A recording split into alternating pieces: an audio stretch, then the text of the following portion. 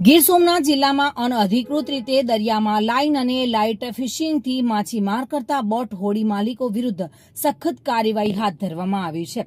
LCB police દ્વારા Somnath marine police station વિસ્તારમાં દરિયાઈ પેટ્રોલિંગ તથા હોડી ચેકિંગ હાથ ધરાયું હતું. આ ચેકિંગ દરમિયાન હોડીઓમાં અનઅધિકૃત રીતે માછીમારી કરવા એકદમ પ્રકાશિત એલોઝન એલઈડી લાઇટો વિપુલ પ્રમાણમાં આશરે 50 જેટલી રાખી માછીમારોએ માછલાઓથી લાઇટથી આકર્ષિત અને ભ્રમિત કરી માછીમારી કરતા હોવાના બોટ માલિકો સંચાલકો વિરુદ્ધ ગુજરાત મત્સ્ય ઉદ્યોગ સુધારા અધિનિયમ 2024 મુજબ અલગ અલગ કુલ 4 ગુનાઓ રજીસ્ટર કરાવી કાયદેસરની કાર્યવાહી હાથ ધરવામાં આવી છે.